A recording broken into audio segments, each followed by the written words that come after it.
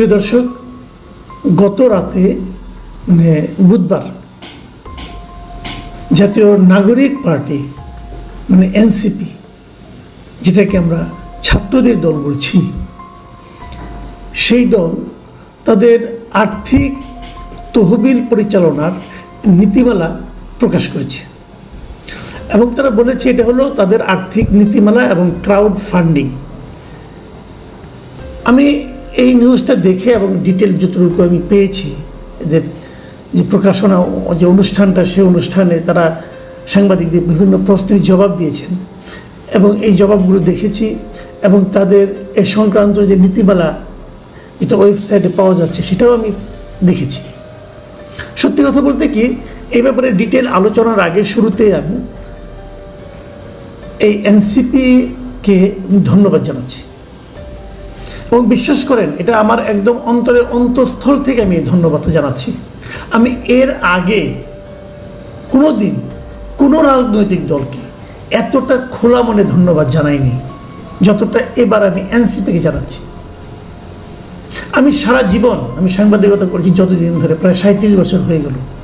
এনসিপির অনেক নেতার বয়সে 37 না, তো এই 37 বছরের সাংবাদিকতা জীবনে এবং আমার ব্যক্তিগত জীবনে আমি সবসময় যে বিষয়টার উপর সবচেয়ে গুরুত্ব দিই সেটা হলো আর্থিক স্বচ্ছতা।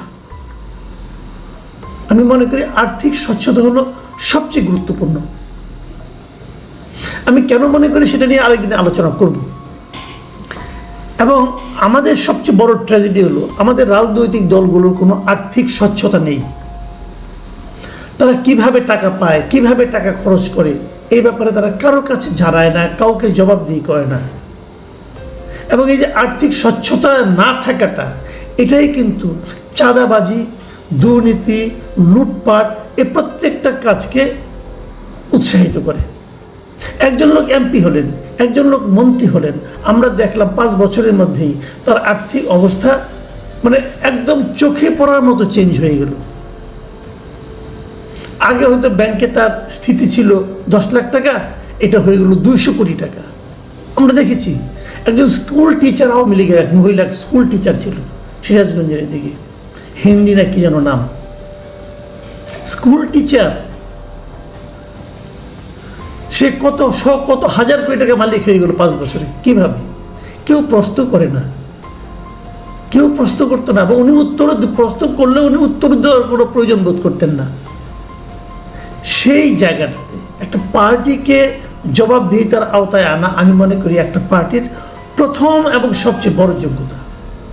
এনসিপি দেরিতে করেছে কাজটা, অনেক দেরিতে করেছে। এই কাজটা যদি তারা শুরুতে করতে পারত তাহলে তাদের পার্টি আজকে অন্য জায়গায় থাকতো, অন্য উচ্চতায় থাকতো। যা হোক, তবু ওনারা করেছেন। আমি মনে করি এটা করার মাধ্যমে কেবল এনসিপি তাদের নিজের চরিত্রটা প্রকাশ করেনি, পাশাপাশি এটা অন্য সকল রাজনৈতিক দলের উপরে একটা চাপ তারা সৃষ্টি করতে পেরেছেন। আমার মতো মানুষের মন জয় করতে পেরেছেন। অনেকে বলে আমি নাকি কোনো কিছু দিয়ে সন্তুষ্ট হই না। হ্যাঁ, আমি হই না, আসলেই হই না। কারণ যখনই আপনার মধ্যে সন্তুষ্টি চলে আসবে, ওই দিন আপনি শেষ হয়ে যাবেন। অসন্তুষ্টি আপনাকে সামনের দিকে এগিয়ে নিয়ে যাবে। যাই হোক, এবার আমি মূল প্রসঙ্গে আসি।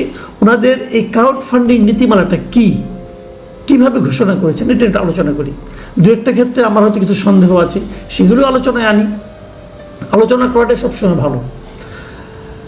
এখানে তারা কতগুলি পয়েন্ট বলেছেন, যে পয়েন্টগুলো আমার ভালো লেগেছে।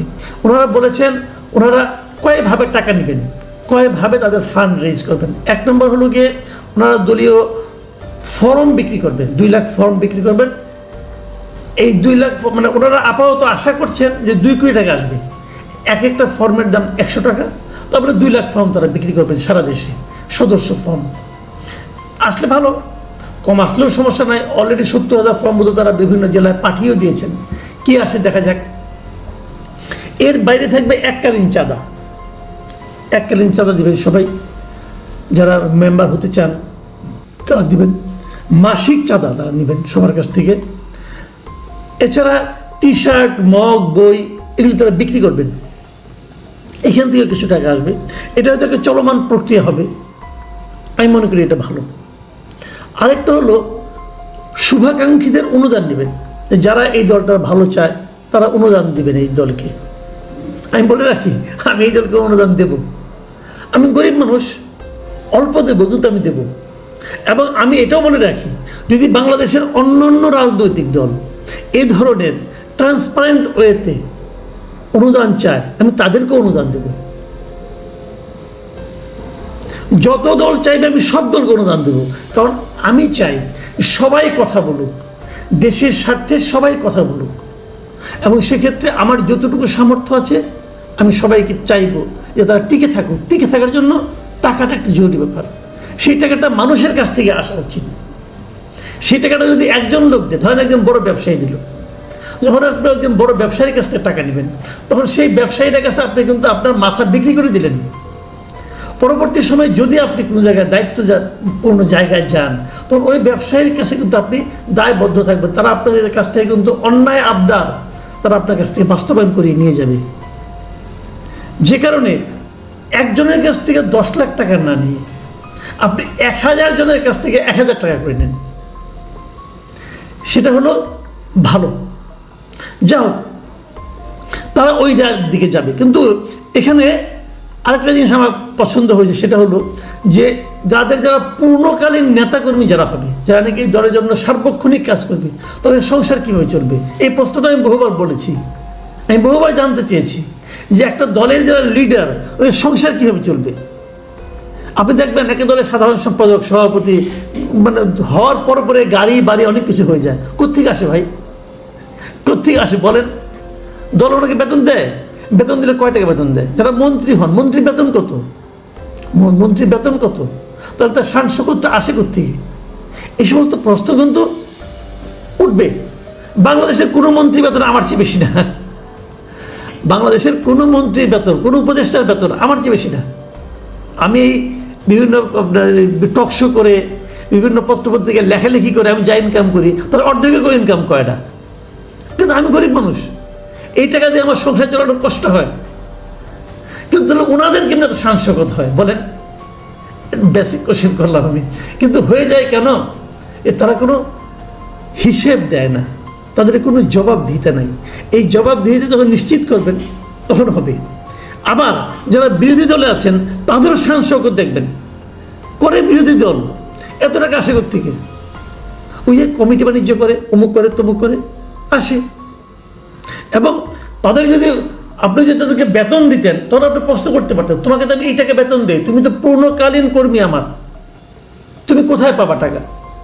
এইটুকু যে মেনে আসবে তারাই দল করবে। এই যে ট্রান্সপারেন্সিটা, এই যে অর্থনৈতিক সততাটা, এই অর্থনৈতিক যে জবাবদিহিতাটা, এটা একটা রাজনৈতিক দলের জন্য আমি মনে করি খুব গুরুত্বপূর্ণ। এনসিপি সেই পথে অগ্রসর হচ্ছে। তারা শেষ পর্যন্ত এটা মেনটেন করতে পারবে কিনা আমি জানি না। অনেক সময় হয় কি জানেন, নিয়ম থাকে ভালো, কিন্তু নিয়মটা যে পালন করবে সে হয়তো ব্যক্তিগত জীবনে অসৎ, সে হয়তো নিয়মটাকে ভেঙে চলে ফেলে। সেটা নিয়ে আমি খুব একটা ব্যথিত না। এই কারণে ওটা দু একজন যারা হবে, যদি নিয়মটা সঠিক থাকে, যদি নিয়মটাকে শক্ত করে ধরে রাখতে চায় দল, তাহলে ওই যারা নাকি বেপথে যাবে তারা ছিটকে পড়বে, সে যত বড় নেতাই হোক না কেন। নিয়মটা হলো আসল। আপনারা একটা নিয়ম করতে পেরেছেন, এই জন্য আপনাদের আমি সাধুবাদ জানাচ্ছি। একটা জায়গায় প্রশ্ন, সে প্রশ্নটা হলো শুভাকাঙ্ক্ষীদের অনুদান যেটা আসবে, সেখানে যদি কারো অনুদান 5,000 টাকার বেশি হয়, সেক্ষেত্রে তার পরিচয় গোপন রাখা হবে। এটা আমার পছন্দ হয়নি। আপনি কেন পরিচয় গোপন রাখবেন? যদি কেউ আপনাকে 5 লাখ টাকা দেয়, যদি তিনি নিজের থেকে পরিচয় গোপন রাখতে চান তখন এক কথা, কিন্তু আপনারা কেন পরিচয় গোপন রাখবেন? তাকে ঠিক হবে না। আবার উনি যদি নিজের পরিচয় গোপন রাখতে চায়, সেটা ওনার সাময়িক, আপনি তো পাবলিক করলেন না। কিন্তু যদি কেউ জিজ্ঞাসা করে, আপনার টাকার ফিগারটা দিতে হবে। যেমন আপনাদের যে ড্যাশবোর্ড আছে সেখানে আপনি দিতে হবে যে একজন লোক 5 কোটি টাকা চাঁদা দিয়েছে। কিন্তু যদি কেউ জানতে চায় আপনার কাছে, আমি ধরেন একটা পাবলিক যদি জানতে চায় এই 5 কোটি টাকা কে দিয়েছে, জানতে চাইলে তার পরিচয় জানাতে হবে। কারণটা কি? আমি মনে করি এক্স একটা ব্যবসায়িক প্রতিষ্ঠান, এক্স কর্পোরেশন, আমি মনে করি এই এক্স কর্পোরেশনটা একটা স্মাগলিং ব্যবসা করে, আমি মনে করি। কাজেই আমি যদি দেখি যে আমি যে দলকে ভোট দিতে চাই সেই দলে এক্স কর্পোরেশনের টাকা আছে, আমি তো দলে ভোট দেবো না।